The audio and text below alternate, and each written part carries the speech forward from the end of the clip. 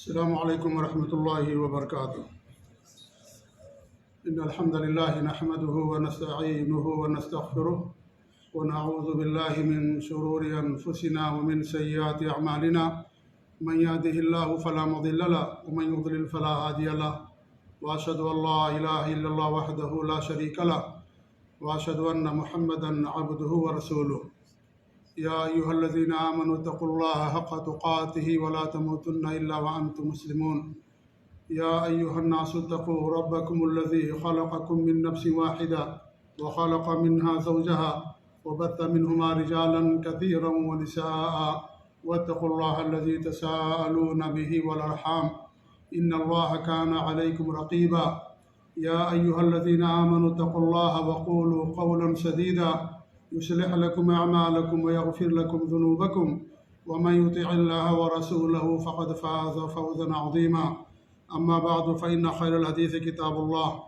وخير الهدي هدي محمد صلى الله عليه وسلم وشر الأمور محدثاتها وكل محدثة بدعة وكل بدعة ضلالة وكل ضلالة في النار فأعوذ بالله السميع العليم من الشيطان الرجيم من همزه ونفخه ونفثه بسم الله الرحمن الرحيم ومن يرتد منكم عن دينه فيمت وهو كافر فأولئك حبطت أعمالهم في الدنيا والآخرة وأولئك أصحاب النار هم فيها خالدون وقال أيضا ومن يبتغي غير الإسلام دينا فلن يقبل منه وهو في الآخرة من الخاسرين كيف يهدي الله قوما كفروا بعد إيمانهم وشهدوا أن الرسول حق وجاءهم البينات والله لا يهدي القوم الظالمين أولئك جزاؤهم أن عليهم لعنة الله والملائكة والناس أجمعين خالدين فيها لا يخفف عنهم العذاب ولا هم ينظرون وقال رسول الله صلى الله عليه وسلم كما جاء عن أبي هريرة رضي الله تعالى عنه بادروا بالإيمان فتنا بادروا بالأعمال فتنا كقطع الليل المظلم يصبح الرجل مؤمنا ويمسي كافرا ويمسي مؤمنا ويصبح كافرا يبيع دينه بعرض من الدنيا رواه الإمام مسلم في صحيحه۔ معزز و مکرم و محترم سامعین، ناظرین، مشاہدین و مشاہدات اور اسلامی ماں اور بہنوں، اللہ رب العالمین کی بے شمار نعمتوں میں سے سب سے عظیم ترین نعمت دین اسلام کی ہے۔ اللہ رب العالمین کے ارشاد الیوم اکملت لکم دینکم واتممت علیکم نعمتی ورضیت لکم الاسلام دینا، ہم نے آج کے دن تمہارے لیے تمہارے دین کو مکمل کر دیا اور اپنی نعمت پوری کر دی اور دین اسلام سے میں راضی ہو گیا۔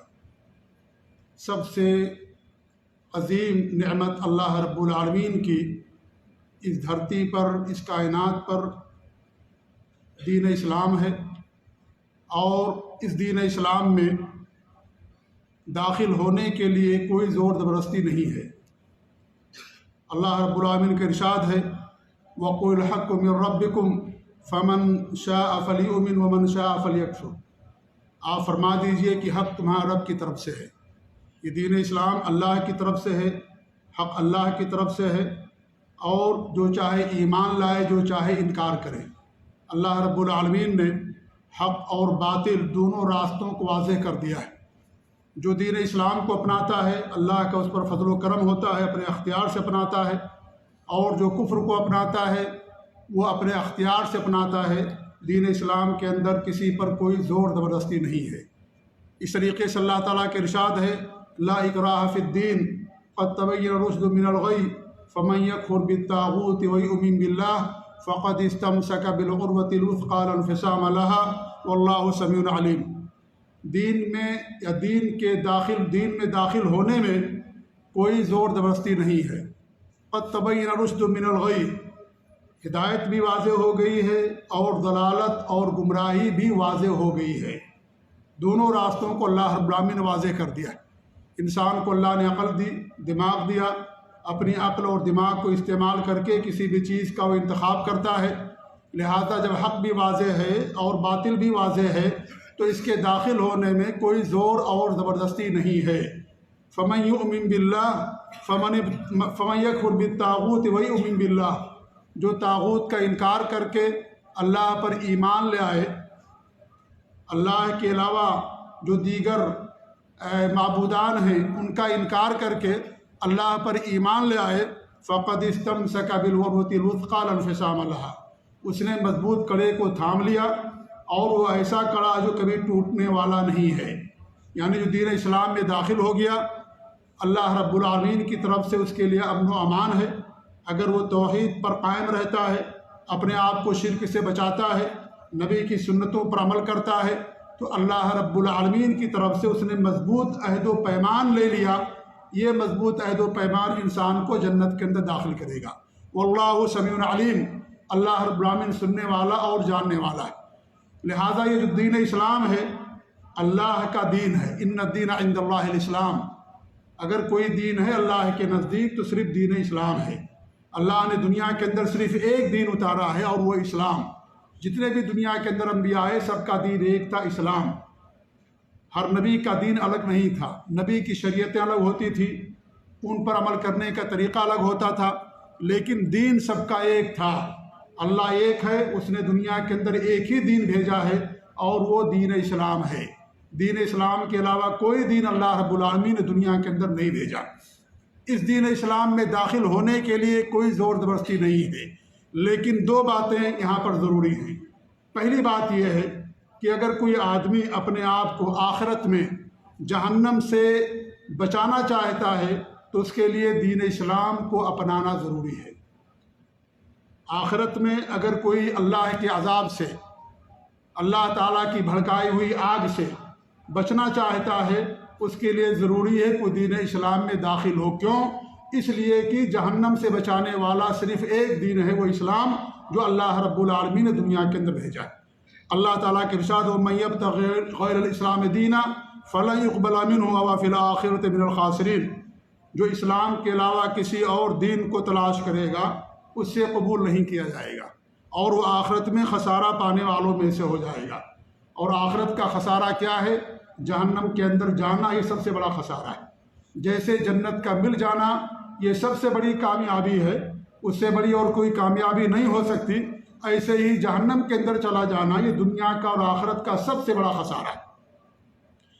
ایسے ابو ہریرہ رضی اللہ تعالیٰ عنہ کی حدیث ہے، صحیح مسلم کی روایت ہے کہ ہمارے نبی صلی اللہ علیہ وسلم فرماتے ہیں والذی نفس محمد بیدی، اس ذات کی قسم جس کے ہاتھ میں محمد صلی اللہ علیہ وسلم کی جان ہے، لا يسمع بی احد من هذه الامہ یہودی او ولا نصرانی، کہ اس امت میں سے چاہے یہودی ہو یا نصرانی جو بھی ہماری بات کو سنتا ہے، اور یہاں امت سے مراد امتیں جو ہے ساری امتیں مراد ہیں، یعنی امت کی دو قسمیں کی جاتی ہیں۔ ایک امت جس نے ہدایت کو قبول کیا جو مسلمان کہلاتے ہیں، دوسری وہ امت جنہوں نے دین اسلام کو قبول نہیں کیا، نبی کے زمانے کے اندر وہ موجود ہیں، جیسے یہود و نصارہ ہیں، دیگر اقوام ملل ہیں، یہ سب کے سب امت میں داخل اور شامل ہیں۔ تو آپ فرماتے ہیں کہ اس امت میں سے یہودی یا نصرانی جو بھی میری بات کو سنے ثم یموت، اور اس کی وفات ہو جائے، مر جائے، ولا یؤمن بالذی ارسلت بہ الا کان من اصحاب النار، اور اس چیز پر ایمان نہ لائے جس کو دے کر کے مجھے بھیجا گیا ہے، تو جہنم میں جائے گا، وہ جہنم والوں میں سے ہوگا۔ چاہے یہودی ہو یا نصرانی، دنیا کا کوئی بھی دھرم ماننے والا ہو، اگر وہ دین اسلام کو قبول نہیں کرتا ہے تو ایسا انسان آخرت کے اندر جہنم کے اندر جائے گا، خسارہ پانے والوں میں سے ہوگا۔ یہ پہلی بات ہو گئی ہے۔ اور دوسری بات یہ ہے کہ دین اسلام میں داخل ہو جانے کے بعد اس پر عمل کرنا ضروری ہے۔ لا اکراہ فی الدین کا معنی یہ نہیں ہے کہ دین پر عمل کرنے میں کوئی زور زبردستی نہیں ہے، ایسا نہیں ہے۔ اس کا معنی اور مطلب یہ ہے کہ دین میں داخل ہونے کے لیے کوئی زور زبردستی نہیں ہے، لیکن جب انسان دین میں داخل ہو گیا، ایسے شخص کے لیے ضروری ہے کہ دین پر عمل پیرا ہو۔ 7 سال کا بچہ ہو جائے، نماز نہ پڑھے، مارنے کا حکم دیا گیا ہے۔ 10 سال کا ہو جانے پر مارنے کا حکم دیا گیا ہے۔ اسی طریقے سے جو زنا کرے یا اس طریقے سے اور کوئی جس میں سزا اور حد رکھی گئی ہے، اس آدمی کے اوپر حد نافذ ہوتی ہے۔ یہ نہیں کہہ سکتا کہ ہمارے لیے آزادی ہے، میں جاؤں جو کروں مجھے کیوں سزا دی جاتی؟ نہیں، دین اسلام میں داخل ہونے کے بعد دین اسلام پر عمل کرنا ضروری ہے۔ اس کی مثال ایسی ہے جیسے آپ جب تک کسی کمپنی کو جوائن نہیں کرتے ہیں، آپ کو اختیار ہے کہ آپ جس کمپنی کو بھی چاہیں جوائن کر لیں، لیکن جوائن کرنے کے بعد اس کمپنی کے رولز کو فالو کرنا آپ کے لیے ضروری ہوگا۔ آپ یہ نہیں کہہ سکتے کہ بھائی میں تو آزاد ہوں، میرے اوپر سزا کیوں دی جا رہی ہے۔ اگر آپ تاخیر کریں گے اور وہاں کا رولز ہے کہ تاخیر ہونے پر تنخواہ کاٹ لی جاتی ہے، آپ کی تنخواہ کاٹی جائے گی، آپ کو اعتراض کرنے کا حق حاصل نہیں ہوگا۔ آپ کو سدھرنے کی ضرورت ہے کہ آپ تاخیر نہ کریں، لیٹ نہ کریں، لہذا اس میں داخل ہونے کے بعد اس کے رولز کو آپ کو اپنانا پڑے گا۔ آپ دنیا کے کسی بھی ملک کی نیشنلٹی اگر اختیار کرتے ہیں، لیتے ہیں، اس ملک کے نظام کو، قانون کو آپ کو ماننا پڑے گا، اس کے مطابق آپ کو چلنا ہوگا۔ یہ نہیں کہہ سکتے میں آزاد ہوں، جو چاہوں جو کروں، ایسا نہیں ہے۔ جب آپ نے نیشنلٹی قبول کر لی ہے، اس ملک کی شہریت آپ نے لے لی ہے، کسی کمپنی میں آپ نے جوائن کر لیا ہے، اس کے نظام کو فالو کرنا آپ کے لیے ضروری ہوگا۔ یہی مثال دین اسلام کی ہے۔ دین اسلام کے میں داخل ہونے کے لیے کوئی زور زبردستی نہیں ہے، لیکن دین اسلام میں داخل ہونے کے بعد اس کے اوپر عمل کرنا انسان کے لیے ضروری ہے۔ اور جو انسان اسلام کو قبول کرتا ہے یا اس کے اوپر عمل کرتا ہے، اسلام پر قائم رہتا ہے، تو اسلام پر اللہ پر کوئی احسان نہیں کرتا۔ یہ اللہ تعالیٰ کا اس کے لیے فضل ہے، اس میں اس کا اپنا فائدہ ہے۔ اللہ رب العالمین کا، اسلام کا کوئی فائدہ نہیں ہے۔ اسلام غالب ہے، قیامت تک غالب رہے گا، چاہے اس کے ماننے والے ہوں یا ماننے والے نہ ہوں۔ دین اسلام ہمیشہ سے غالب رہا ہے اور ہمیشہ غالب رہے گا۔ مکہ کے اندر بھی دین اسلام اپنے دلیل و حجت کے لحاظ سے غالب تھا، مدینے کے اندر بھی غالب تھا، اور ہر زمانے میں دین اسلام غالب رہا ہے۔ غالب ہونے کی دو شکلیں ہوتی ہیں، ایک عدد کے لحاظ سے، ایک دلیل، حجت اور برہان کے لحاظ سے۔ جہاں تک دلیل اور حجت اور برہان کی بات ہے تو دین اسلام ہمیشہ سے غالب ہے اور غالب رہے گا۔ لہذا اگر کوئی انسان دین اسلام پر عمل کرتا ہے تو اسلام پر نہ احسان کرتا ہے اور نہ ہی اللہ رب العالمین پر احسان کرتا ہے۔ اللہ تعالیٰ کے ارشاد یمنون علیک ان اسلموا قل لا تمنوا علی اسلامکم بل اللہ یمن علیکم ان ہداکم للایمان ان کنتم صادقین۔ وہ تم پر احسان جتاتے ہیں کہ اسلام لے آئے۔ اللہ کے رسول صلی اللہ علیہ وسلم کو مخاطب کر کے اللہ فرما رہا ہے کہ آپ پر یہ لوگ احسان جتاتے ہیں کہ اسلام لے آئے ہیں۔ قل لا تمنوا علی اسلامکم، ہمارے اوپر اپنے اسلام لانے کا احسان نہ جتاؤ، بل اللہ یمن علیکم ان ہداکم للایمان، یہ تو اللہ تعالیٰ کا احسان ہے تمہارے اوپر کہ اس نے تمہیں ایمان کی ہدایت دی، ان کنتم صادقین، اگر تم سچے ہو۔ اللہ تعالیٰ کا احسان ہے، اللہ کا فضل و کرم ہے۔ اللہ رب العالمین نے اپنے فضل و کرم سے اسلام کو اپنانے اور اس پر ثابت قدمی کی توفیق دی، اللہ تعالیٰ کا احسان ہے۔ اس طریقے سے اللہ فرماتا ہے من اهتدى فإنما يهتدي لنفسه، جو ہدایت قبول کرتا ہے اپنے لیے قبول کرتا ہے، ومن ضل فإنما يضل عليها، اور جو گمراہ ہوتا ہے اس کی گمراہی کا وبال اس کے اوپر آئے گا۔ ولا تزر وازرة وزر اخرى، کوئی انسان یا کوئی نفس کسی دوسرے نفس کا بوجھ نہیں اٹھائے گا۔ وما كنا معذبين حتى نبعث رسولا، اور جب تک ہم رسول نہ بھیج دیں، حجت قائم نہ کر دیں، ہم کسی قوم کو یا کسی امت کو عذاب کے اندر مبتلا نہیں کرتے ہیں۔ اس طریقے سے اللہ تعالیٰ کا ارشاد ہے وَمَن يَشْكُرْ فَإِنَّمَا يَشْكُرُ لِنَفْسِهِ وَمَن كَفَرَ فَإِنَّ اللَّهَ غَنِيٌّ حَمِيدٌ، جو شکر ادا کرتا ہے اپنے لیے کرتا ہے، اور جو انکار کرتا اللہ تعالیٰ بے نیاز ہے، اللہ تعالیٰ ہی تعریفوں والا ہے۔ لہذا اگر کوئی اسلام پر قائم رہتا ہے، اسلام پر عمل پیرا ہوتا ہے، تو یہ نہ سمجھے کہ وہ اسلام پر احسان کرتا ہے، اللہ رب العالمین پر احسان کرتا ہے۔ وہ اپنے آپ کو جہنم سے بچاتا ہے، وہ اپنے آپ کو اس ذات کے دین میں داخل کرتا ہے جو ذات پوری دنیا کی خالق اور مالک ہے، اور وہی سب کا رب ہے، خالق اور پروردگار ہے۔ اس رب کے دین کو اپناتا ہے، اس کے لیے فضل اور اللہ تعالیٰ کا کرم ہے، اور اس کے ذریعے سے وہ اپنے آپ کو جہنم سے بچاتا ہے۔ لہٰذا یہ نہ اللہ پر احسان ہے اور نہ ہی دین اسلام پر احسان ہے۔ ارتداد کیا ہے، جو آج ہمارا موضوع ہے، یہ چند باتیں تھیں بطور تمہید کے۔ جو ہمارا موضوع ہے وہ ارتداد کا فتنہ اور اس کے اسباب کیا ہیں، اس کا علاج کیا ہیں، یہ ہمارا اصل موضوع ہے۔ ارتداد کا مطلب یہ ہوتا ہے پلٹ جانا۔ لغت کے اعتبار سے ارتداد کا معنی ہے پلٹ جانا، اور شریعت کی اصطلاح میں دین اسلام سے دین کفر کی طرف پلٹ جانے کو ارتداد کہا جاتا ہے۔ دین اسلام سے دین کفر کی طرف پلٹ جانے کو ارتداد کہا جاتا ہے، یعنی اسلام قبول کر لینے کے بعد کفر کے راستے کو اپنا لینا اور اسلام کے راستے کو چھوڑ دینا، اس کو ارتداد کہا جاتا ہے۔ ارتداد یہ کوئی نیا فتنہ نہیں ہے، ارتداد اتنا ہی پرانا ہے جتنا پرانا کفر اور شرک ہے۔ جب سے دنیا کے اندر کفر اور شرک کا وجود ہوا، اور سب سے پہلی قوم نوح علیہ السلام کی قوم ہے جس کے اندر کفر اور شرک کا وجود ہوا۔ اللہ رب العالمین نے نوح علیہ السلام کو بھیجا، انہوں نے 950 سال تک لوگوں کو توحید کی دعوت دی، توحید اور ایمان کی طرف بلایا، شرک سے اور کفر سے لوگوں کو ڈرایا اور منع کیا۔ جو لوگ ایمان لے آئے اللہ رب العالمین نے ان کو بچا دیا، جو ایمان نہیں لائے کفر اور شرک میں چلے گئے ان سارے لوگوں کو اللہ رب العالمین نے پانی کے اندر غرق کر دیا۔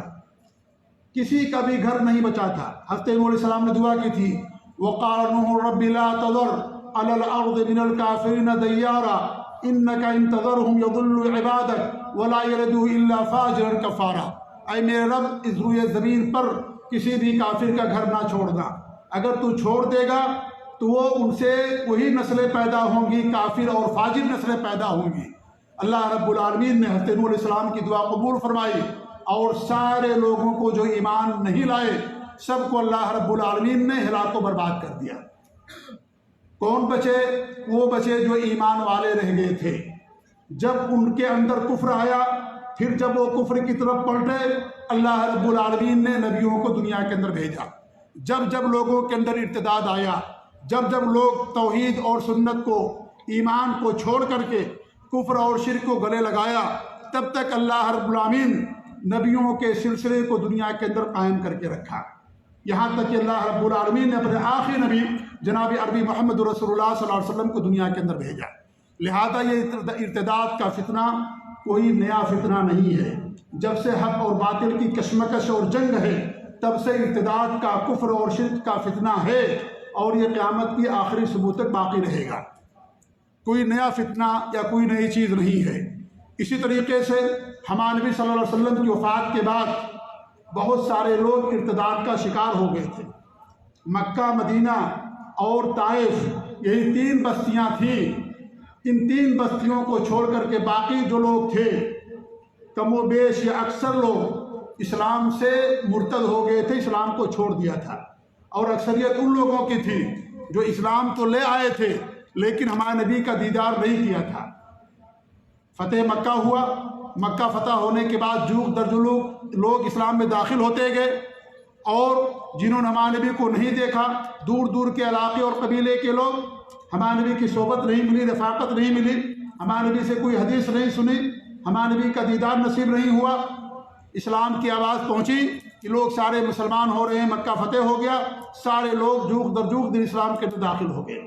ایسے بھی لوگ تھے جو اپنی حکومت کی بقا کے لیے اسلام میں داخل ہوئے کہ ہماری حکومت ختم ہو جائے گی اور پھر ہماری حکومت باقی نہیں رہے گی، اس ڈر سے کہیں ہمارے اوپر جنگ نہ مسلط ہو جائے اور صحابہ اور نبی صلی اللہ علیہ وسلم ہمارے خلاف جنگ کی تیاری نہ شروع کر دیں، لوگوں نے اسلام قبول کر لیا۔ بہت سارے اس کی وجوہات تھے۔ لہذا جو بھی کسی دنیاوی غرض و غایت کی بنا پر اسلام لایا تھا، اکثر لوگ فتنے کا، ارتداد کے فتنے کا شکار ہو گئے۔ یہی 3 بستیاں تھیں، آبادیاں، جہاں پر لوگ دین اسلام پر مضبوطی کے ساتھ قائم رہے۔ کیا اسلام ختم ہو گیا؟ اسلام ختم نہیں ہوا۔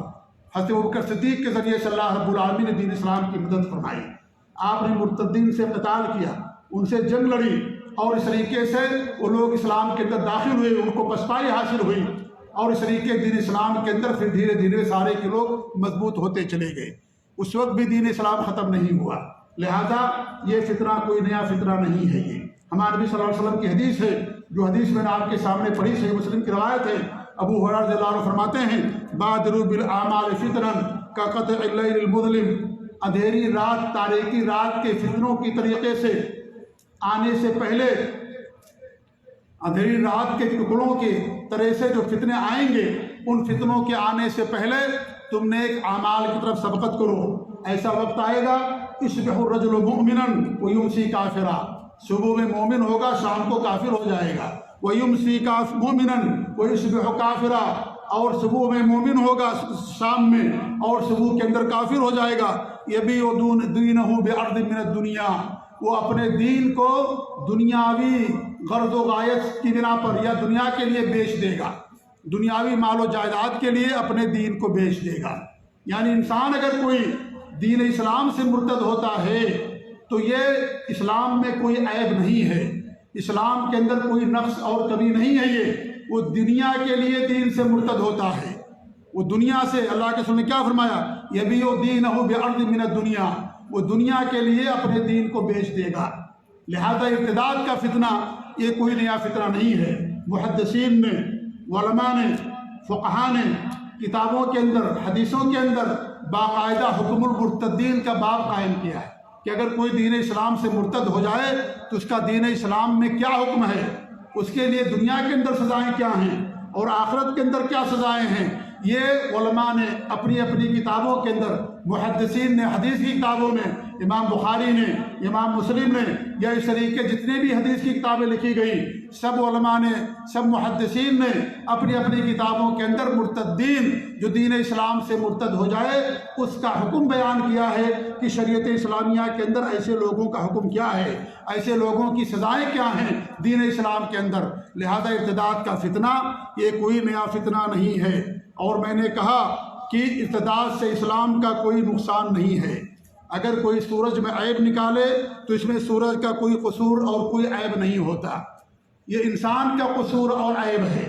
دین اسلام کے اندر کوئی عیب نہیں ہے، یہ اللہ تعالیٰ کا سچا دین ہے، دین برحق ہے، اور اللہ تعالیٰ کے ہی ایک دین ہے جس دین کو اللہ نے اپنے لیے پسند کیا ہے۔ لہذا دین اسلام کے اندر کوئی عیب نہیں۔ جو بھی دین اسلام سے مرتد ہو رہے ہیں، دین اسلام میں کمی کی وجہ سے نہیں، بلکہ وہ دنیا کے لیے مرتد ہو رہے ہیں، مال و منصب کے لیے، عمارت کے لیے، سیاست کی بنا پر، شادی بیاہ کے لیے اور دولت کے لیے، یا اس طریقے سے اور کوئی دنیاوی جو ہے مقصد کے لیے وہ دین اسلام سے مرتد ہو رہے ہیں۔ دین اسلام کے اندر کوئی خامی اور کوئی کمی نہیں ہے جس کی بنا پر لوگ دین اسلام سے مرتد ہو رہے ہوں۔ اور کون مرتد ہو رہا دین اسلام سے؟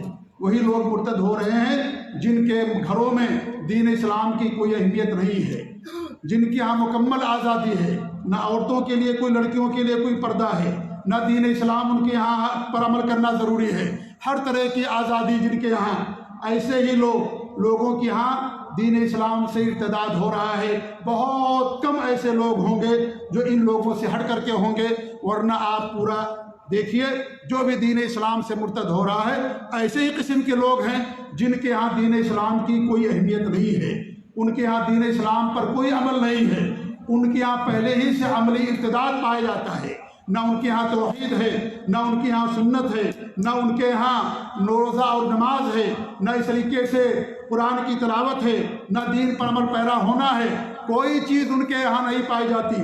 ہر طرح کی آزادی ہے، کوئی غیر مسلم سے شادی کر کے رکھا اسی خاندان میں، کوئی کسی شادی کر کے رکھا ہے، کوئی کسی سے ملتا ہے، کوئی کسی سے جلتا ہے، یہ ساری آزادیاں ہر طرح کی جس معاشرے میں، جس خاندان میں، جس گھر کے اندر ہیں، وہی لوگ دین اسلام سے مرتد ہو رہے ہیں۔ کوئی ایسا شخص نہیں ہوگا الا ماشاء اللہ، اللہ تعالیٰ زیادہ بہتر جاننے والا ہے، کہ جو توحید والا ہو، روزے نمازوں کا پابند ہو، دیندار ہو، متقی پرہیزگار ہو اور دین اسلام پر عمل پیرا ہونے والا ہو، ایسے لوگ دین اسلام سے مرتد نہیں ہو رہے ہیں۔ وہی ہو رہے ہیں جن کے ہاں پہلے سے عملی ارتداد ہے، نہ وہ دین کا علم حاصل کرتے ہیں، نہ دین پر عمل کرتے ہیں، اور ان کے گھر میں، ان کے ماحول میں اور ان کے خاندان میں ہر طرح کی مکمل آزادی ہے، چاہے یہ دین قبول کرو چاہے وہ دین قبول کرو، ان کے ہاں دین کوئی رکاوٹ نہیں، کوئی معنی نہیں۔ ایسے لوگوں کی ہاں چیزیں زیادہ وافر تعداد میں پائی جا رہی ہیں۔ اس لیے میرے بھائیوں، یہ اس ذہن کو، اس بات کو بھی، اس پہلو کو بھی ہمارے سامنے رکھنا ہوگا۔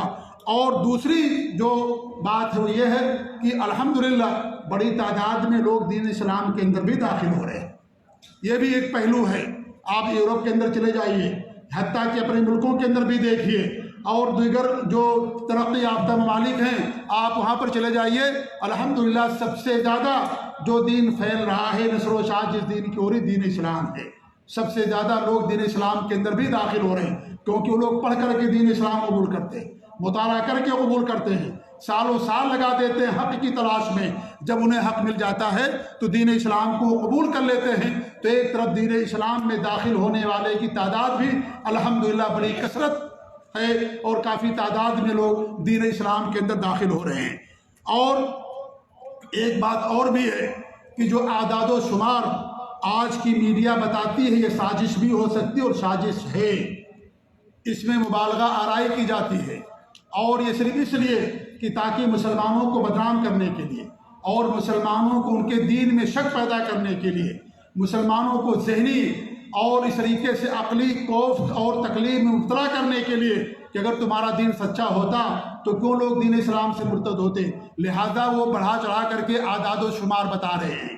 وہ اعداد و شمار حقیقت میں نہیں ہیں، ان میں تو کتنے ایسے لوگ ہیں جو حقیقت میں کافر ہیں، حقیقت میں غیر مسلم ہیں، لیکن اسلام کا لبادہ اوڑھ کر کے اپنے آپ کو مسلمان ثابت کرتے ہیں، اور پھر جا کر کے کسی غیر مسلم اور کافر سے نکاح کر کے شادی کر کے یہ باور کراتے ہیں کہ دیکھو مسلمان تھا یہ لڑکی مسلمان تھی مرتد ہو گئی ہے۔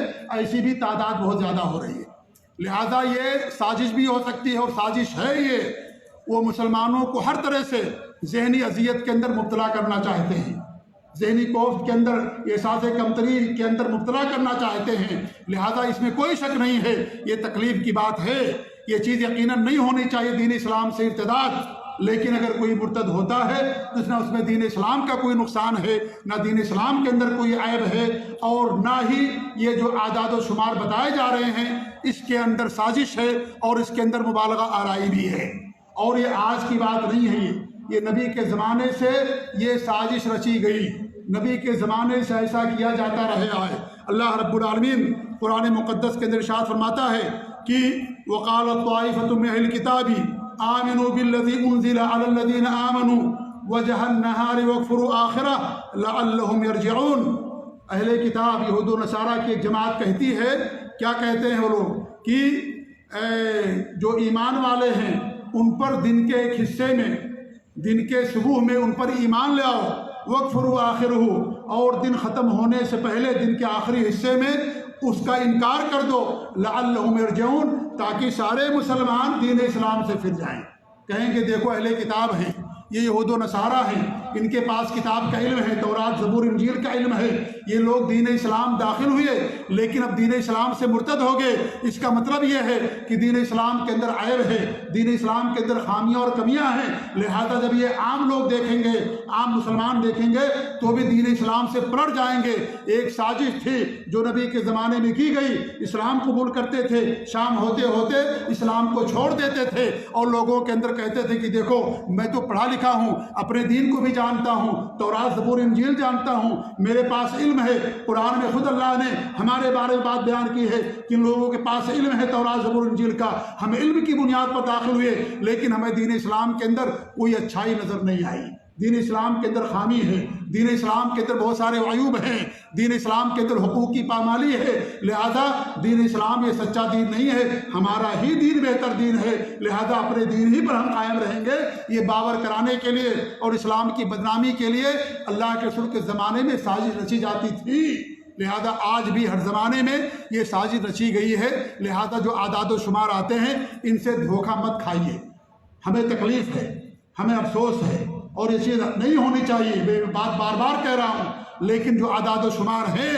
ان اعداد و شمار کے اندر حقانیت اور صداقت نہیں ہے، یہ ہمیں اور آپ کو مسلمانوں کو اور زیادہ احساس کمتری میں مبتلا کرنے کے لیے اور اسلام کے بارے میں جو عام لوگ ہیں ان کے ذہن و دماغ میں شکوک و شبہات اور تشکیک پیدا کرنے کے لیے یہ ساری سازشیں کی جاتی ہیں۔ بڑے بڑے ان کے لوگ ہیں جو اس طرح کی سازشیں رچتے ہیں۔ ابھی اخبار کے اندر آیا کہ میں نام لے لوں RSS کا، کہ RSS کے بہت سارے کارکرتاؤں نے اسلام قبول کر لیا ہے، یہ بھی ایک سازش ہے، یہ بھی ایک جو ہے دھوکہ دینے والی بات ہے، یہ صرف مسلمانوں کو، تاکہ یہی لوگ جب بعد میں ایسی کوئی بات کریں تو کہیں بھائی تو اسلام قبول کر لیے تھے، حالانکہ حقیقت میں اسلام قبول نہیں کرتے۔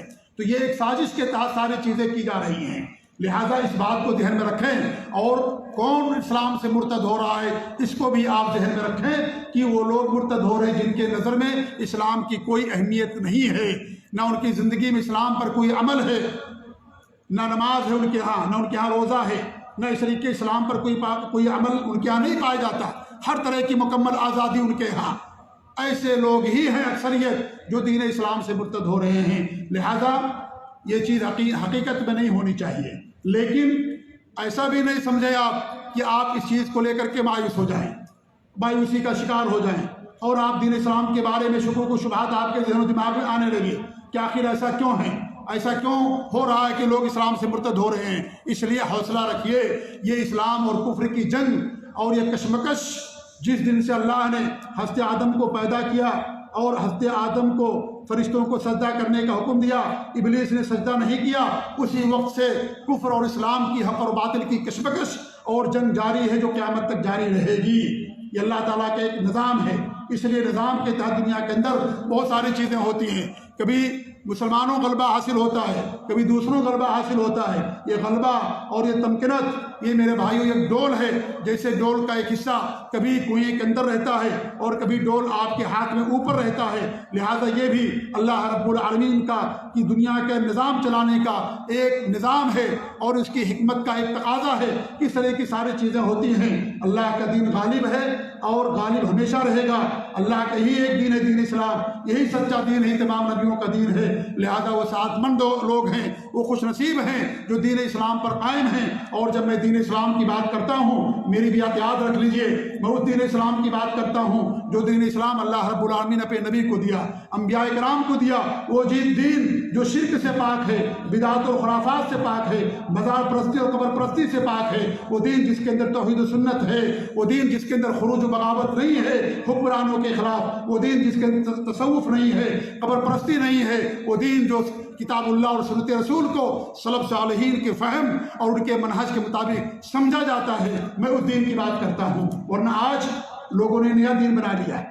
آج جب اسلام سے کوئی مرتد ہوتا ہے تو لوگوں کا ذہن وہی جاتا ہے، وہ اسلام لوگوں کا بنایا ہوا بدنام تو ہو سکتا ہے، لیکن اللہ کا جو دین ہے، دین اسلام، ان لوگوں کی ارتداد سے کبھی بدنام نہیں ہو سکتا، کیونکہ جو لوگ دین اسلام سے مرتد ہوتے ہیں وہ لوگ وہی ہیں جن کی نظروں میں دین اسلام کی کوئی اہمیت نہیں ہے، اس دین کی جو اللہ رب العالمین کا بھیجا ہوا دین ہے۔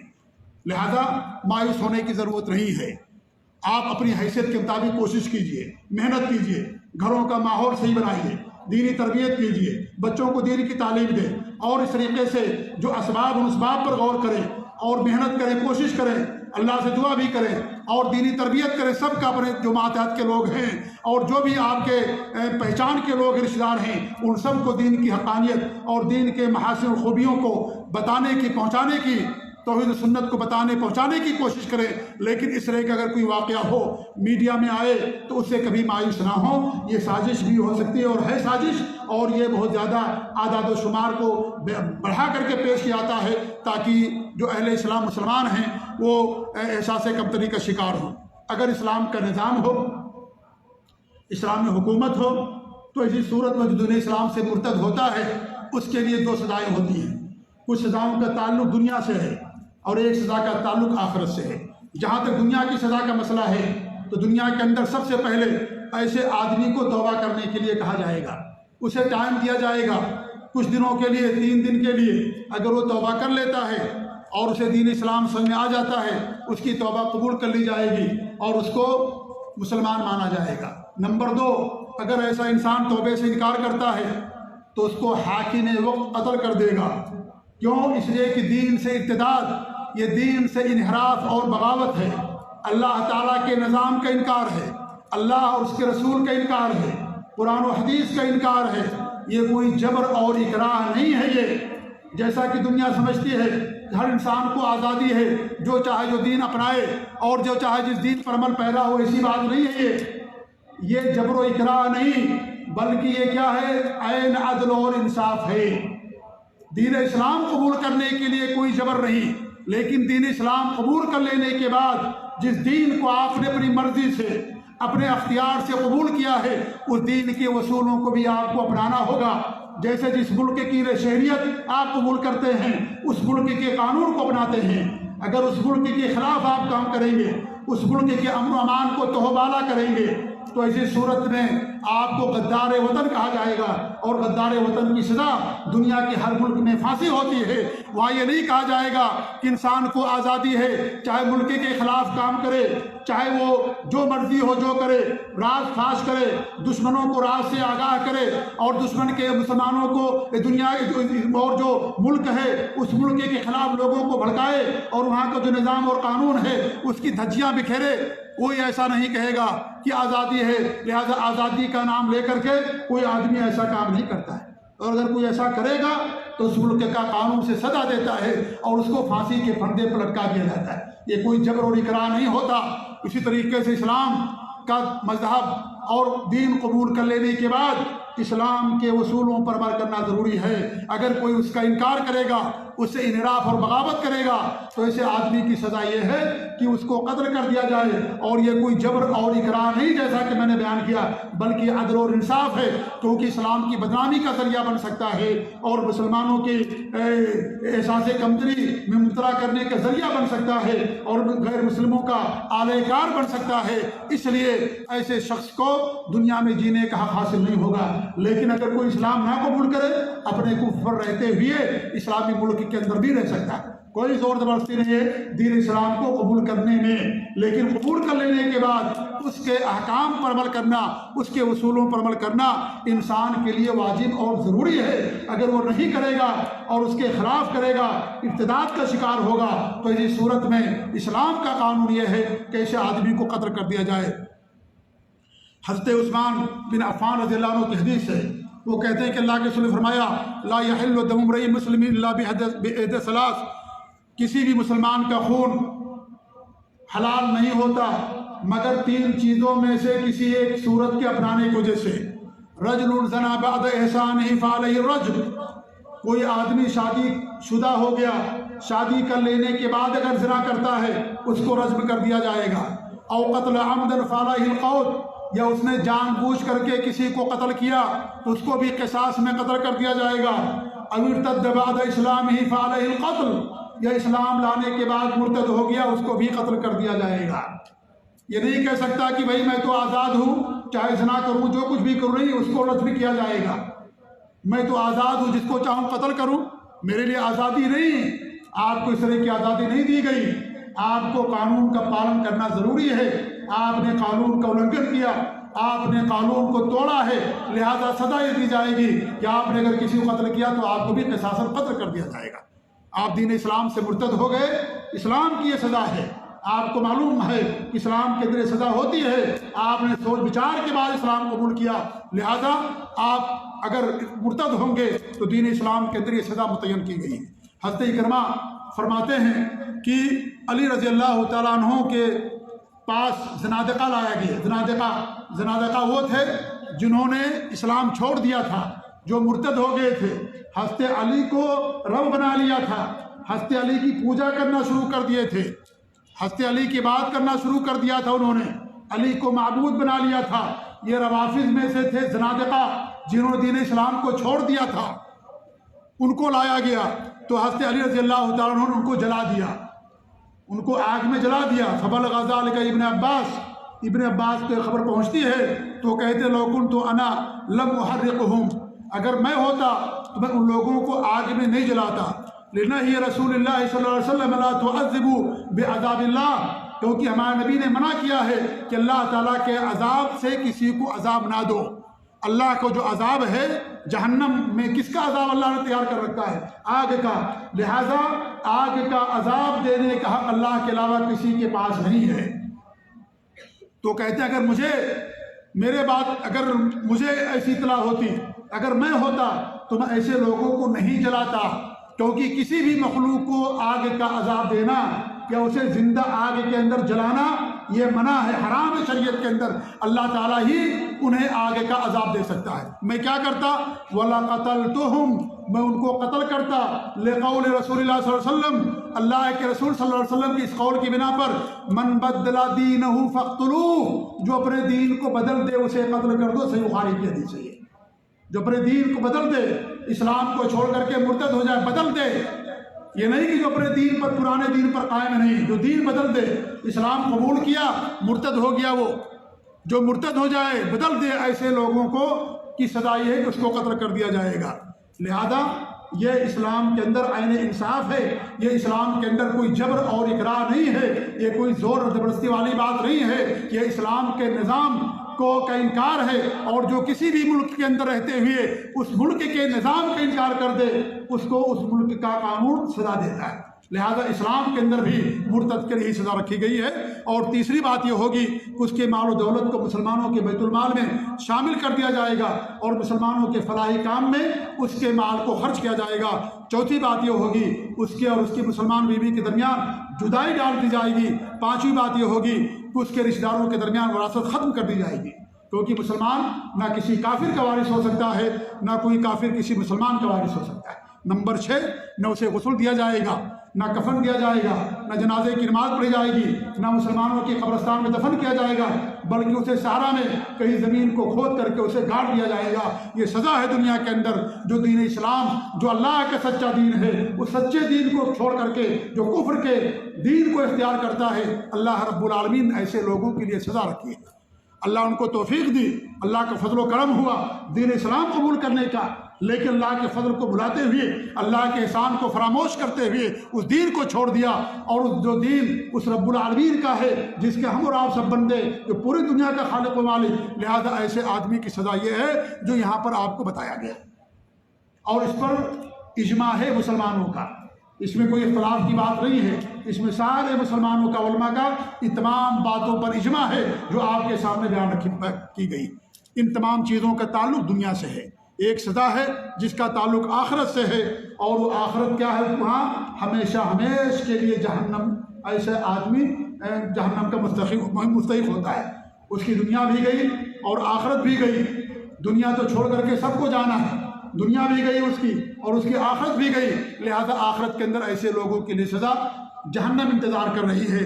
اللہ تعالیٰ فرماتا ہے وَمَن يَرْتَدِدْ مِنْكُمْ عَنْ دِينِهِ فَيَمُتْ وَهُوَ كَافِرٌ، جو تم میں سے کوئی اپنے دین سے مرتد ہو جائے اور وہ کفر کی حالت میں مر جائے، فَأُولَٰئِكَ حَبِطَتْ أَعْمَالُهُمْ فِي الدُّنْيَا وَالْآخِرَةِ، ایسے لوگوں کے اعمال کو دنیا اور آخرت کے اندر برباد کر دیا گیا، برباد ہو گئے ان کے اعمال۔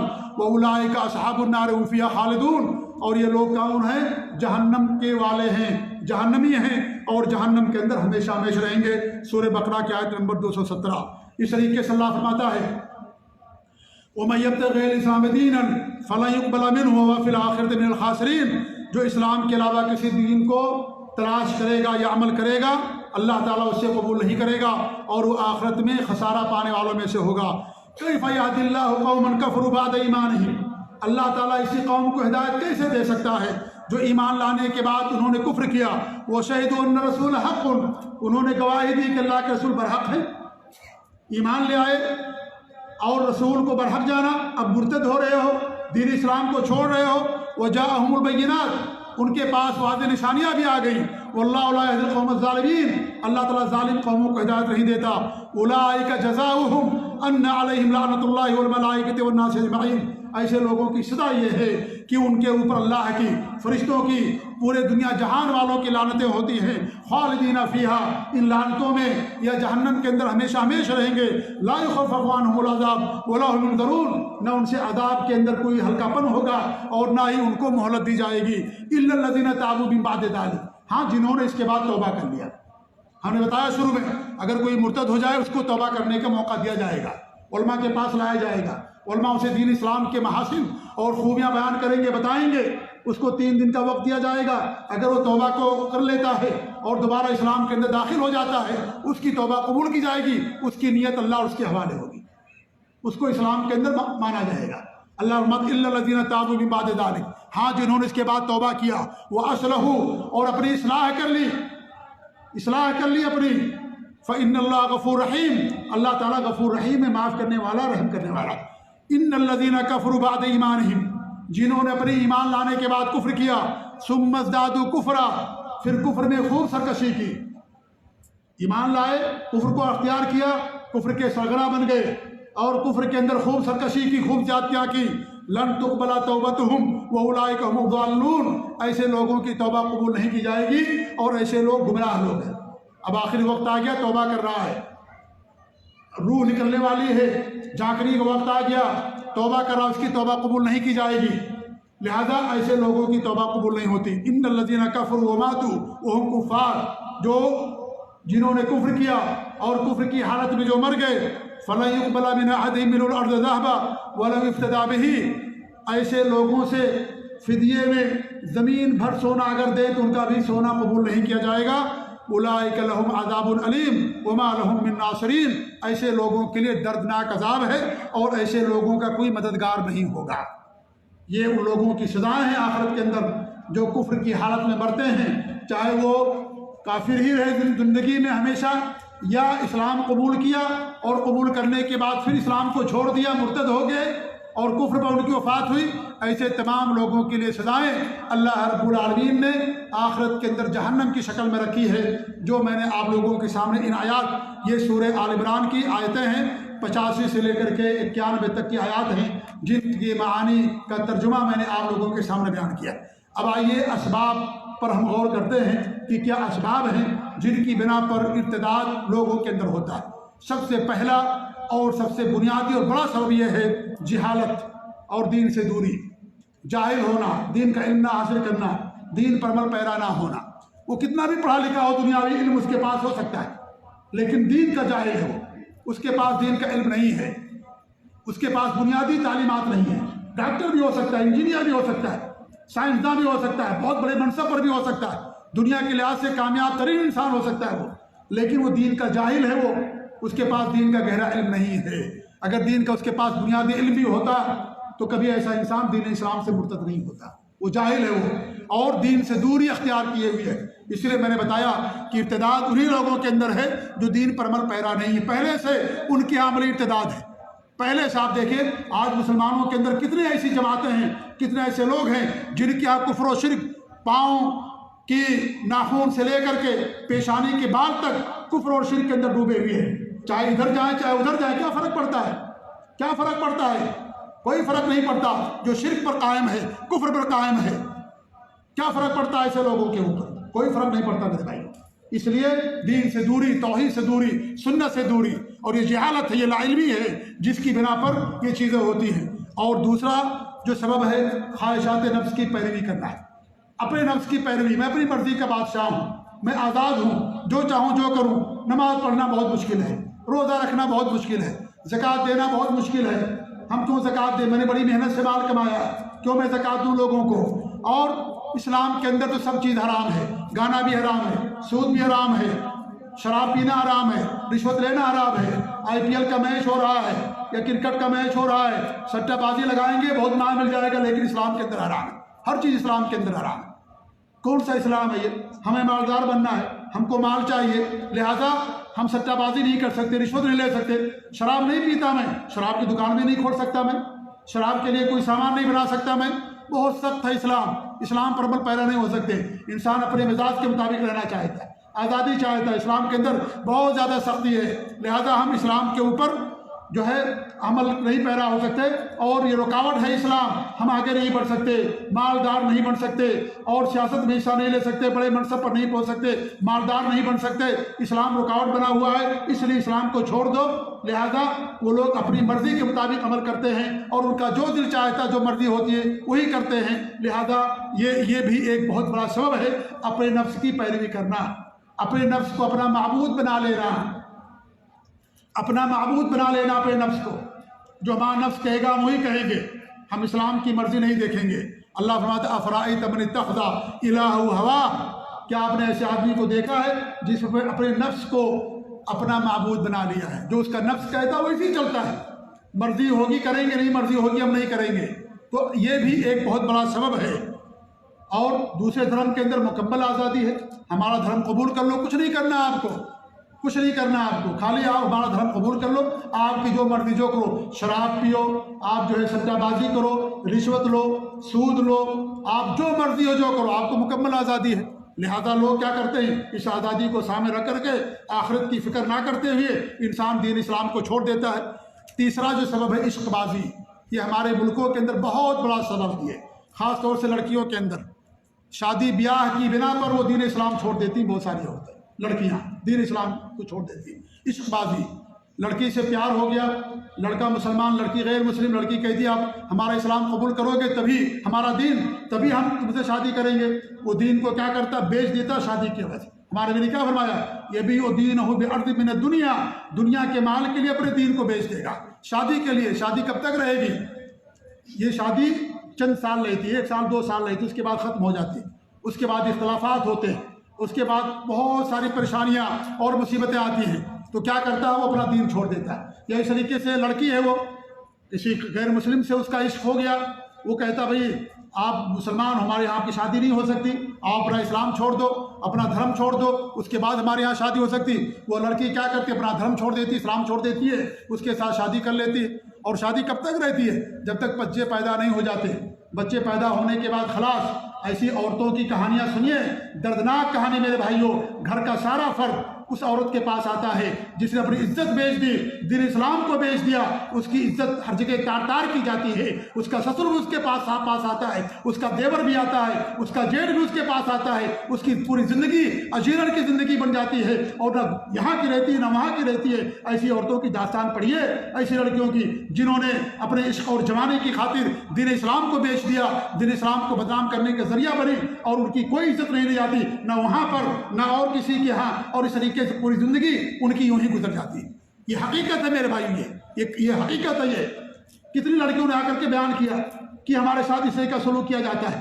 لہذا یہ چند روزہ جوانی ہمیشہ نہیں قائم رہے گی، ختم ہو جائے گی، اور یہ چند دنوں چند سالوں کے لیے ہوتی ہے یہ چیز، اس کے بعد ختم ہو جاتی ہے۔ تو یہ شادی بیاہ عشق بازی یہ بہت بڑا سبب ہے جس کی بنا پر یہ چیزیں ہوتی ہیں۔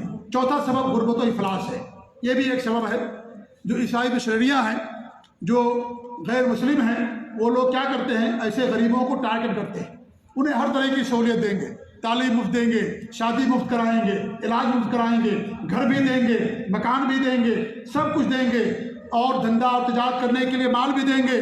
اس کا ناجائز فائدہ اٹھا کر کے یہ لوگ کیا کرتے ہیں، ان کو اپنے دین کے اندر کنورٹ کرتے ہیں، اور کہتے ہیں ہمارا دین قبول کر لو، تمہیں ہر طرح کی آزادی بھی رہے گی، اور تمہاری غربت کا بھی خاتمہ ہو جائے گا۔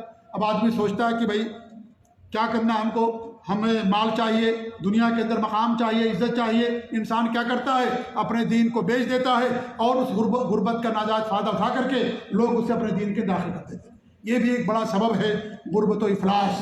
اس لیے آپ دیکھیے یہ چیز غریبوں کے اندر یہ چیز زیادہ ہوتی ہے، ان کے ہاں یہ چیز زیادہ پائی جاتی ہے۔ پانچواں سبب یہ ہے جو اس کے برعکس ہے، مال کی فراوانی۔ اگر مال بہت زیادہ ہو گیا تو اس کی وجہ سے بہت سارے لوگ دین اسلام کو چھوڑ دیتے ہیں۔ اب اونچی فیملی ہوگی، بڑے بڑے منسٹروں سے ان کے تعلقات ہو گئے، مالدار ہو گئے، اب اسلام پر عمل کریں گے، لوگ کہیں گے یار ابھی بھی تمہاری وہی ذہنیت، وہی دقیانوسیت، وہی چیز تمہارے اندر، ابھی بھی وہی نماز روزہ۔ اب اتنے اونچے مقام پر آ گئے ہو جہاں پر ساری چیزوں کو کی کوئی ضرورت نہیں ہے، انسان دوستوں کے لیے ان لوگوں کی وجہ سے اپنے دین کو چھوڑ دیتا ہے۔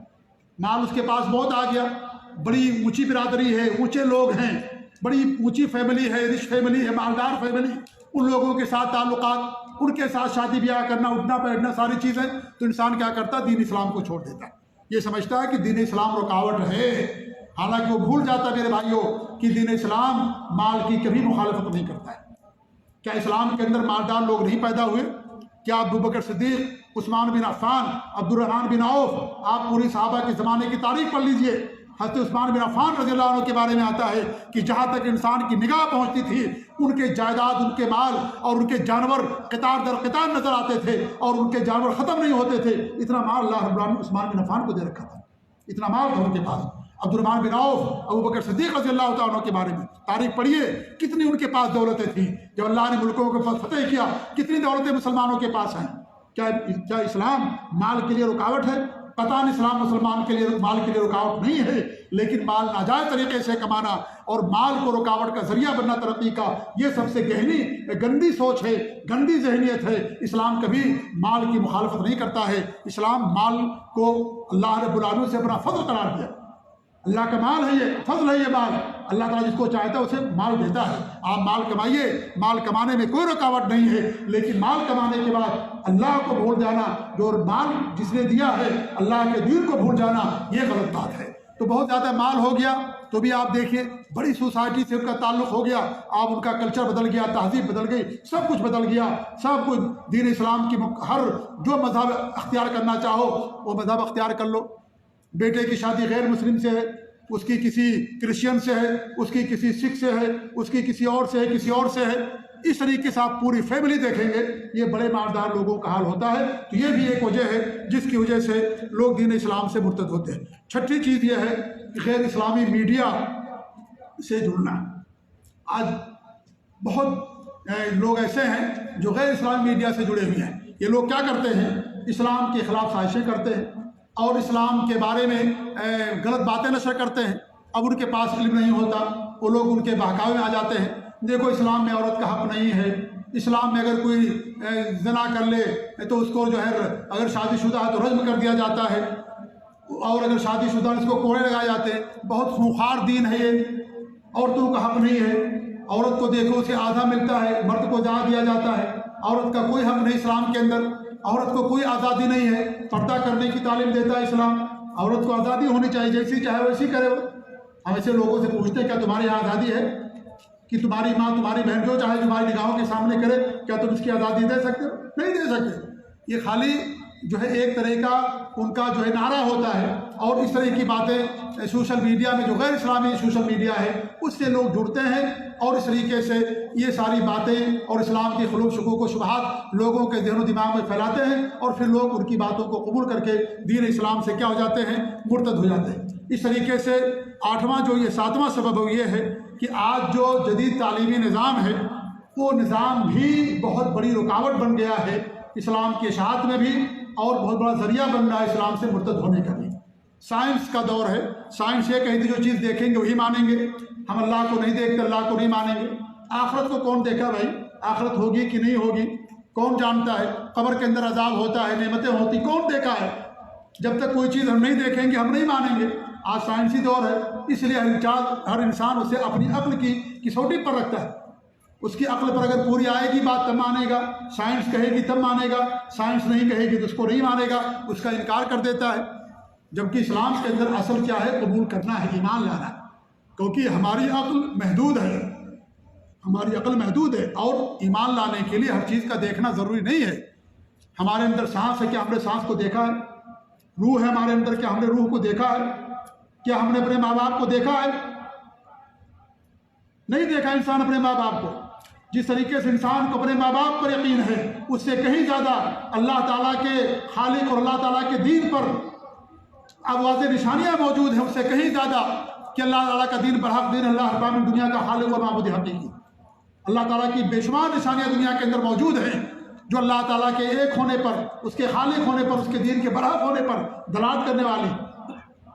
تو یہ نہیں ہے کہ ہم جو چیز دیکھیں گے اسی کو مانیں گے، جو چیز نہیں دیکھیں گے ہم اس کو نہیں مانیں گے۔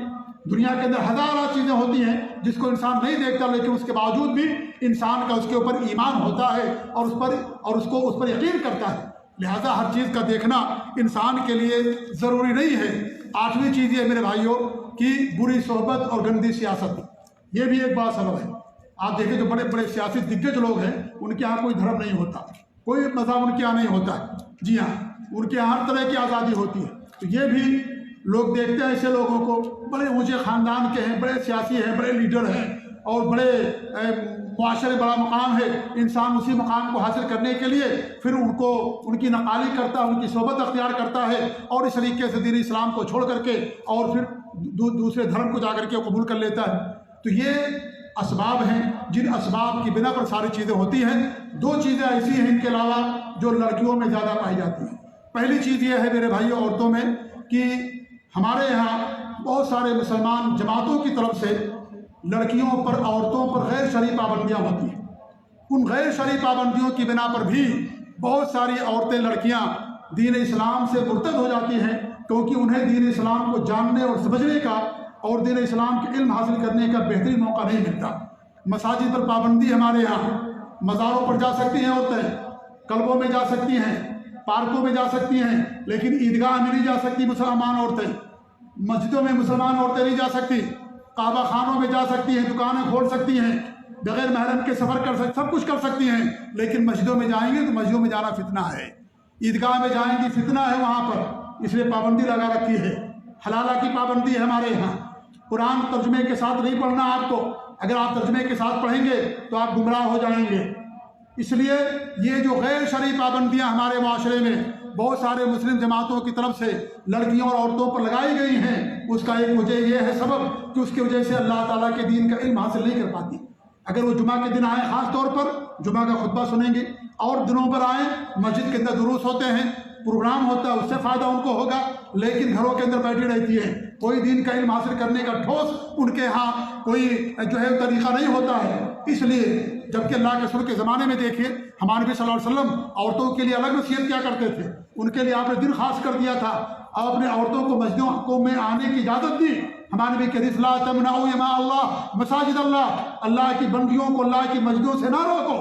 ہمارے نبی تعلیم دے رہے، حکم دے رہے ہیں، ہمارے نبی عیدگاہ کے موقع پر حکم دے رہے ہیں کہ سارے لوگ اپنی عورتوں کو لے کر کے جائیں عیدگاہ میں، حتیٰ کہ حیض والی عورت، نفاس والی عورت، دوشیزاؤں کو، جو عورتیں جن کے پاس جلباب نہیں ہے، جن کے پاس دوپٹے اور نقاب اور برقع نہیں ہے، چادریں نہیں ہیں، اپنی سہیلیوں سے لے لے، پڑوسیوں سے لے لے، لیکن عیدگاہ کے اندر ضرور جائیں، کیونکہ عیدگاہ کا خطبہ ہوگا، عیدگاہ کے خطبے سے ان کو علم حاصل ہوگا، دین کا علم ملے گا انہیں۔ عورتوں کو اور مسلمانوں کی تعداد کو دیکھیں گی، ان کے اندر بھی جذبہ پیدا ہوگا، اسلام کی طرف نسبت کرنے میں انہیں فخر محسوس ہوگا، انہیں سعادت ملے گی۔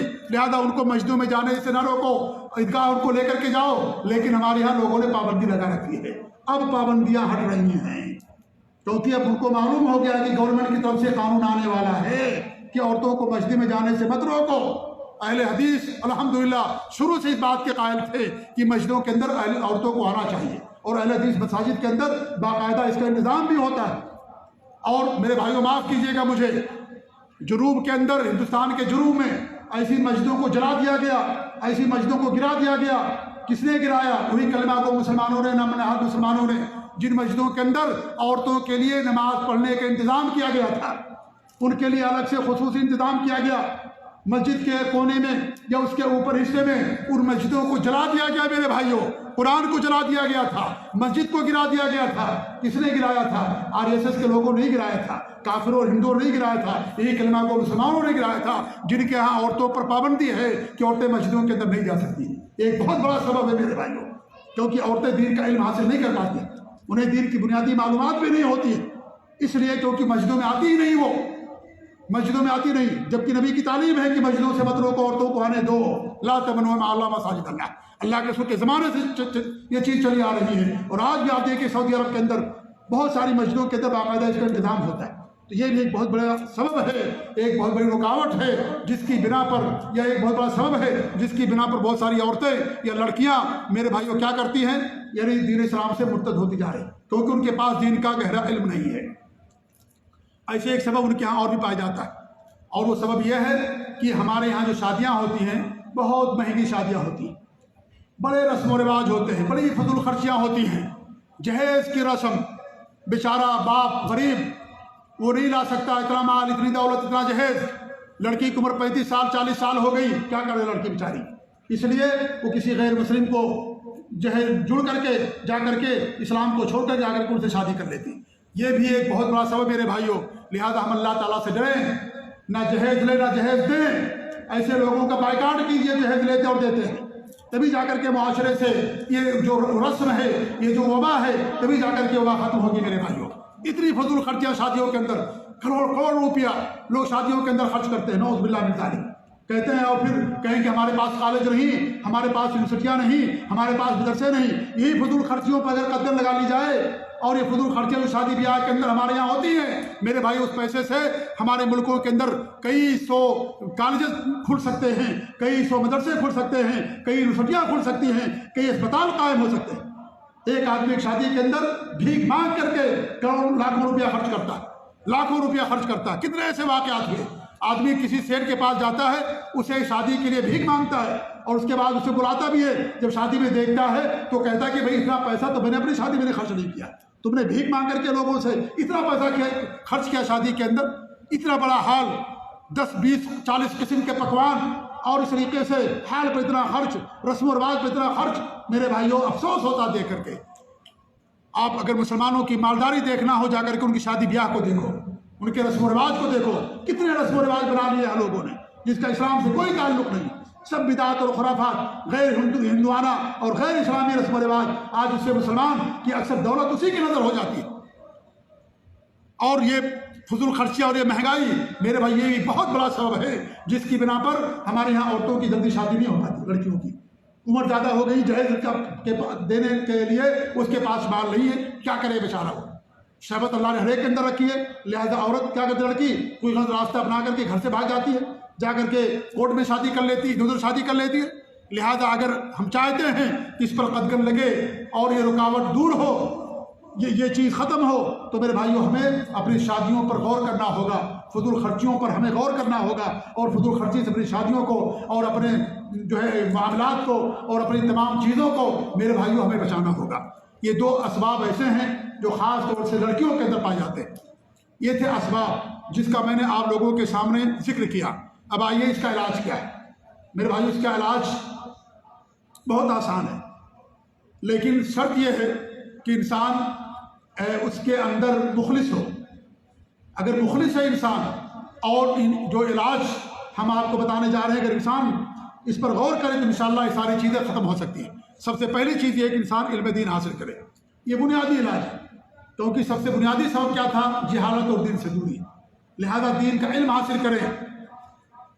اس کے بعد یہ بنیادی علاج ہے کہ اللہ تعالیٰ کا دین علم حاصل کرنے کے بعد سے یہ چیز ختم ہو جائے گی. آپ نے کسی عالم کو, کسی دیندار کو مرتد ہوتے ہوئے نہیں دیکھا ہوگا کہ کوئی عالم دین, کوئی حافظ قرآن اور کوئی متقی, پرہیزگار, موحد اور اس طریقے دین پر سچائی اور اخلاص کے ساتھ عمل کرنے والا ہو اور وہ دین اسلام سے مرتد ہو جائے, ایسا آپ نے نہیں دیکھا ہوگا. اس لیے دین کا علم حاصل کیجئے, دین کا علم حاصل کیجئے. نمبر 2, بچپن ہی سے دینی تربیت کا اہتمام کرے اپنے گھروں کے اندر. گھر کا ماحول صحیح کرے, گھر کا ماحول دینی کرے. اللہ اور اس کے رسول سے, صحابہ سے محبت, دین سے محبت, مسلمانوں سے محبت, دین کی سچائیاں, دین کے محاسن, دین کی خوبیاں, توحید اور سنت, یہ ساری چیزیں میرے بھائیوں بچپن ہی سے ہم اپنے بچوں کے اور بچیوں کی دینی تربیت کریں. ٹھوس بنیادی تعلیم دیں. صرف ناظرہ قرآن پڑھ لینا کافی نہیں ہوگا. ہمارے یہاں لوگ کیا کرتے ہیں, بہت کر لیا تو ناظرہ قرآن پڑھا دیا. بچی کو ہمارا آتا ہے قرآن, پڑھیے بچے ہمارے کو ناظرہ قرآن. صحیح طریقے سے قرآن بھی نہیں پڑھ پاتی ہے, وہ نہ قرآن کا معنی مطلب سمجھتی ہے, نہ لڑکا سمجھتا ہے. قرآن بس تبرک کے لیے, برکت کے لیے قرآن پڑھا دیا, ناظرہ قرآن آ گیا, سمجھتے ہیں کہ ہم نے بچے کو بنیادی تعلیم دے دی, اور بنیادی تعلیم ہم نے, ہماری جو ذمہ داری تھی ہم نے وہ ذمہ داری ادا کر دی. میرے بھائیوں یہ جو تعلیم ہے یہ سرسری اور سطحی تعلیم, صرف قرآن کے پڑھ لینے سے یہ سے کوئی مسئلہ حل ہونے والا نہیں ہے. مکمل طور پر انہیں دین کی بنیادی اور ٹھوس تعلیم دینے کی ضرورت ہے. ایسی تعلیم میرے بھائیوں کہ جو کبھی انہیں دین سے برگشتہ نہ کر سکے. دین کی خوبیاں, دین پر مضبوطی کے ساتھ عمل. اگر گھر میں لوگ عمل کر رہے ہوں گے, ماں باپ عمل پیرا ہوں گے, بھائی بہن عمل پیرا ہوں گے, جو بھی اولاد پروان چڑھے گی وہ سب دین پر عمل پیرا ہوں گے. اس لیے گھر کا ماحول اسلامی ماحول بنانے کی ضرورت ہے, اسلامی دینی ماحول بنانے کی ضرورت ہے. تب جا کر کے اس پر ہم قدغن لگا سکیں گے, تب جا کر کے اس پر روک لگ سکے گی. تیسری چیز یہ میرے بھائیوں کہ ہم اپنے آپ کو مسجدوں سے جوڑیں. عورتوں کو بھی مسجدوں سے جوڑیے, عورتوں کو مسجدوں کے اندر لے کر کے آئیے. مسجدوں کے اندر دروس کا اہتمام ہو, تقریروں کا, کتابوں کی شرح کا, پڑھنے کا اہتمام ہو ہر نماز کے بعد, چاہے 5 منٹ 10 منٹ کیوں نہ صحیح, اس کا باقاعدہ انتظام ہو. خاص طور سے جمعہ کے دن عورتوں کو مسجدوں کے اندر لے کر کے آئیے تاکہ عورتوں کو بھی دین کا علم حاصل ہو. وہ جاہل ہوتی ہیں عورتیں, ویسے بھی ناقصات عقل و دین ہوتی ہیں, عقل کی بھی کمی ہے ان کے اندر, دین کی بھی کمی ہوتی ہے. یہ دین کی کمی کیسے دور کی جائے گی؟ ان کو دین کی مجلسوں میں, مسجدوں میں لا کر کے, دروس میں لا کر کے دین کی کمیاں اور اس طرح کی ساری چیزیں دور کی جا سکتی ہیں ان کی. اس لیے ان کو مسجدوں سے جوڑو, خود بھی جوڑو مسجدوں سے. مسجدیں بہت بڑا ذریعہ اور سبب ہے دین پر ثابت قدمی کے لیے. اسی لیے حضرت ابراہیم علیہ السلام نے اپنے بچوں کو جا کر کے مسجد حرام کے پاس آباد کیا تھا۔ ہمارے نبی صلی اللہ علیہ وسلم مکہ سے کر کے قبا پہنچتے ہیں، سب سے پہلے آپ نے وہاں مسجد کی تعمیر کی۔ قبا سے مدینہ پہنچتے ہیں، سب سے پہلے آپ نے مسجد کی تعمیر کی۔ آپ نے گھر نہیں بنایا، سب سے پہلے اپنا عالیشان محل نہیں بنایا اپنا، آپ نے چھوٹے چھوٹے گھر آپ نے بعد میں بنائے تھے اپنے لیے، لیکن سب سے پہلے جو آپ نے کام کیا قبا کے اندر مسجد آپ نے تعمیر کی۔ مدینہ پہنچتے ہیں، مدینہ اور قبا کی آبادی زیادہ دور نہیں ہے، دونوں کے درمیان فاصلہ۔ مدینہ پہنچنے کے بعد آپ نے وہاں پر مسجد نبوی کی تعمیر کی، سب سے پہلے آپ نے یہ کام کیا۔ لہذا ہمیں بھی ایسی جگہ گھر لینا چاہیے جو مسجد سے قریب ہو، جہاں جا کر کے 5 وقتہ نماز آپ ادا کر سکیں۔ اور میری مراد وہ مسجدیں ہیں جو اہل توحید کی مسجدیں، یاد رکھیے، وہ مسجدیں نہیں جہاں سے شرک کی، بدعات اور خرافات کی، قبر پرستی کی، مزار پرستی کی تعلیم دی جاتی ہے، وہ مسجدیں نہیں، وہ مسجدیں جہاں سے توحید و سنت کی دعوت دی جاتی ہے۔ ان مسجدوں کے قریب اپنے گھر بنائیے، وہاں اپنے گھر کو خریدیے تاکہ آپ کو نماز پڑھنے کے لیے آسانی ہو۔ تو لڑکیوں کو، عورتوں کو بھی لا کر کے مسجدوں سے جوڑیے اور مسجدوں کے اندر باقاعدہ دروس کا اہتمام کیا جائے۔ نمبر 4، مکاتب کا قیام میرے بھائی بہت ضروری چیز ہے۔ ہر مسجد کے اندر مکتب کا قیام ہو، جس مکتب کے اندر درجہ پہلی سے لے کر کے درجہ 5 یا 6 تک بنیادی تعلیم کا ٹھوس انتظام ہو۔ اللہ نے آپ لوگوں کو مال دیا ہے، میں آپ لوگوں سے کہہ دو، درخواست کرتا ہوں میرے بھائیوں، اگر آپ لوگ مخلص ہیں اور سچے ہیں اور تکلیف ہے لوگوں کی امتداد سے اور آپ کو تکلیف ہو رہی ہے، اگر حقیقت میں میرے بھائیو اللہ نے آپ کو مال دیا ہے، آپ مسجدوں کے اندر ایک مدرس کی تنخواہ کی ذمہ داری قبول کیجیے۔ ایک مدرس رکھیے، مدرس آپ کو 10-12 ہزار 15 ہزار میں مل جائے گا، اس کو آپ تنخواہ دیجیے اور وہ مدرس اس علاقے کے سارے بچوں کو دین کی بنیادی تعلیم دے، درجہ 1 سے لے کر کے درجہ 6 تک، 6 سال تک وہ تعلیم اگر دے دے دین کی بنیادی تعلیم، میرے بھائیوں میرا دعویٰ ہے کہ کوئی بھی آدمی اس کے بعد دین اسلام سے مرتد نہیں ہوگا۔ 6 سال تک انہیں مکمل دین کی تعلیم دے۔ آپ کو اللہ نے مال دیا، تنخواہ کی ذمہ داری قبول کریں آپ، یہ بہت بڑی ذمہ داری ہوگی، یہ بہت بڑا فرق جو ہے آپ کی طرف سے قربانی ہوگی اور یہ بہت بڑی فضیلت کا کام ہوگا، بڑے اجر و ثواب کا کام ہوگا۔ کتنے لوگ آپ اس کی وجہ سے دین اسلام سے مرتد ہونے سے بچ سکیں گے۔ اللہ نے مال دیا ہے، مال یوں ہی نہ مت خرچ کیجیے جی جہاں چاہا جہاں صرف کر دیا، شادی بیاہ کے اندر فلاں چیزوں کے اندر نہیں۔ اس مال کو ایک مدرس کی تنخواہ دیجیے، اپنے علاقے میں ایک مدرس رکھیے، حافظ قرآن رکھیے، ایک عالم رکھیے، وہ بچوں کو دین کی، توحید کی، سنت کی، صحابہ سے محبت اور دین اسلام کے ارکان، ایمان کے ارکان اور دین جو بنیادی معلومات ہیں، عقیدہ، سنت، توحید، یہ تاریخ، ساری چیزیں میرے بھائی، اخلاق اور آداب، تمام چیزیں 6 سال کے اندر پڑھائیے۔ دیکھیے انشاءاللہ آج جو ساری چیزیں ہیں یہ چیزیں دھیرے دھیرے ختم ہو جائیں گی انشاءاللہ العظیم۔ لہذا اس پر ہم کو توجہ دینے کی ضرورت ہے۔ یہ بہت اہم رول ادا کرتے ہیں مکاتب، کیونکہ جو بچپن کی تعلیم ہوتی ہے وہ بہت زیادہ ہمیشہ قائم رہتی ہے۔ جو بچپن میں ہم نے صورتیں یاد کر رکھی ہیں، وہ صورتیں آج بھی ہیں، اس کو دہرانے کی انسان کو ضرورت نہیں پڑتی۔ وہ باتیں آج بھی ہیں، بچپن میں جو بات لکھ دی جاتی ہے، پتھر کی لکیر ہوتی ہے، وہ بات کبھی ذہن سے ختم نہیں ہوتی۔ اس لیے بچپن کی تعلیم، اس لیے اسلام کے اندر بچپن ہی سے ان کو دینی تربیت پر توجہ دینے کی ضرورت دی گئی۔ اے ایمان والوں، اپنے آپ کو، اپنے اہل ویال کو جہنم سے بچاؤ۔ کیسے بچائیں گے؟ ان کو دین کی تعلیم دے کر کے۔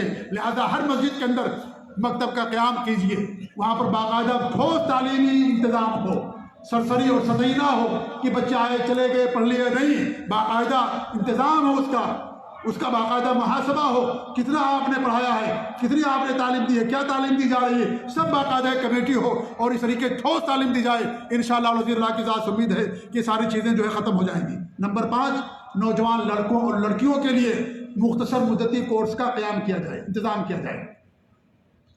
سمر ہوتا ہے، ویکیشن ہوتی ہے، اس کے اندر 15-20 دن کے لیے یا اس طریقے سے اور دنوں کے لیے کم سے کم اس کے لیے جو ہے مختصر مدتی کورس کا انتظام ہو ہمارے یہاں، جہاں پر دین کی بنیادی باتیں پڑھائی جائیں۔ جو انگلش تعلیم سے بچہ پڑھ کر کے آتی ہیں، باقاعدہ ان کے لیے انتظام ہو۔ مسجدوں کے اندر انتظام کہ ہمارے پاس الحمدللہ مسجدیں موجود ہیں۔ ہم نے آج مسجد کا دور ختم کر دیا ہے۔ ہم سمجھتے ہیں مسجد صرف نماز کے لیے، مسجد کے اندر آپ ہر کام کر سکتے ہیں میرے بھائیوں۔ آپ مسجد کو مدرسہ بنا سکتے ہیں۔ نبی کی مسجد مدرسہ تھی، وہیں سے ابو ہریرہ اور وہیں سے عمر فاروق اور خالد بن ولید اور ابو بکر صدیق اور یہ صحابہ کرام اسی مسجد سے، اسی اصحاب صفہ والے اور اسی چبوترے سے پڑھ کر کے وہ لوگ نکلے تھے۔ مسجد اللہ کے رسول کے زمانے میں بعد میں بھی صرف نماز پڑھنے کے لیے نہیں ہوتی تھی، وہاں پورے دین کی تعلیم دی جاتی، مدرسہ نہیں بلکہ یونیورسٹی ہوا کرتی تھی، پوری مکمل تعلیم ہوتی تھی. آج ہمارے یہاں سے نماز کے لیے نماز ہوگی مسجد بند کر دیا نہیں ہے. اب مسجد کے دور کو فعال کرنے کی ضرورت ہے اور مسجد کے فائدہ اٹھانے کی ضرورت ہے. الحمدللہ ہمارے پاس جگہ موجود ہے, مسجدیں موجود ہیں, الحمدللہ اس مسجد سے ہم یہ فائدہ اٹھائیں.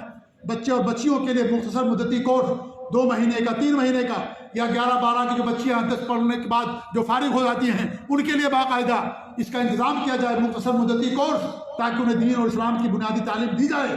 یہ کرنے سے بھی انشاءاللہ یہ چیزوں پر کیا ہوگا, قدم لگے گی. تو اس کا بھی ہمیں انتظام کرنے کی ضرورت ہے.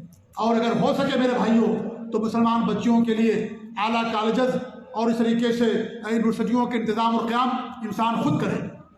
اور میں نے اس سے پہلے بتایا کہ مسلمان اپنی یونیورسٹی بنا سکتا ہے, کالج بنا سکتا ہے. بس ضرورت صرف اس بات کی ہے کہ انسان اپنے جو خرچ ہے اس خرچ پر کنٹرول کر لے. بس شادی بیاہ کے اندر, عقیقے کے اندر, وفات دیکھیے کسی کو وفات ہوتی ہے کتنا پیسہ جاتا ہے مسلمان کا, کتنا پیسہ خرچ ہوتا ہے مسلمان کا جب کسی کو وفات ہو جاتی ہے نام نہاد مسلمانوں کا. اس سے شادی بیاہ کے اندر دیکھیے کتنی رسمیں ادا کی جاتی ہیں. وفات کے بعد یہ تیجم, چہلم, عرس, فلانا قبر پر, مزار پر, یہ کھلانا وہ کرنا, کتنا پیسہ اس کے اندر جاتا ہے. سب حرام ہے, یہ شرک بھی ہے, حرام بھی ہے, ساری چیزیں. اور اس طریقے سے شادی بیاہ کے اندر کتنی فضول خرچیاں ہمارے یہاں ہوتی ہیں. ان فضول خرچیوں پر کنٹرول کیجیے. اگر کنٹرول کر لیں سارے مسلمان میرے بھائیوں, ہر علاقے کے اندر کالج اور یونیورسٹی یا مدرسہ ضرور قائم ہو سکتا ہے. لہذا ہمیں ضرورت اس بات کی ہے کہ ہم اس کے اوپر توجہ دیں. نمبر 6, علماء کی صحبت میں رہیں, برے ساتھیوں سے دور رہیں. علماء کی صحبت میں رہیں, ان سے علم حاصل کریں, برے لوگوں سے دور رہیں. آپ سوشل میڈیا, غیر اسلامی میڈیا سے جڑے ہوئے ہو, آپ کے پاس اگر کوئی آپ کی زندگی میں اگر کوئی ایسا مسئلہ آتا ہے جو آپ نہیں حل کر سکتے, کیا کرتے ہیں آپ بڑوں کے پاس جاتے ہیں, ان سے مشورے لیتے ہیں. آپ کو کسی کیس کے اندر پھنسا دیا گیا, آپ کیا کرتے ہیں, آپ وکیل کے پاس جاتے ہیں. آپ بیمار ہو گیا, آپ لوگوں سے مشورہ کرتے ہیں. دین کے بارے میں جب کوئی غیر اسلامی انسان یا غیر مسلم شکوک و شبہات پیدا کرتا ہے تو آپ علماء کی طرف رجوع کیوں نہیں کرتے, کیوں نہیں ان سے پوچھتے کہ غیر مسلم کا یہ سوال ہے, اس کا کیا جواب دیا جائے, کیوں نہیں غیر مسلم کی طرف علماء کی طرف رجوع کرتے آپ کا بڑا کام ہے, شادی بیاہ ہے, علاج ہے, یا اس طریقے سے کورٹ کچہری کا مسئلہ ہے, آپ لوگوں کی طرف رجوع کرتے, لوگوں سے پوچھتے. لیکن جب دین کی بات آتی ہے تو آپ علماء کی طرف رجوع کیوں نہیں کرتے. علماء کی طرف رجوع کیجیے, ان کے ساتھ رہیے, متقی اور پرہیزگار لوگوں کے ساتھ رہیے. ان کے ساتھ رہنے سے میرے بھائیوں انسان دین پر ثابت قدمی اختیار کرتا ہے, اور اس طریقے سے دین سے دور ہو جانے کے جو اسباب ہیں وہ تمام اسباب غلط ختم ہو جاتے ہیں.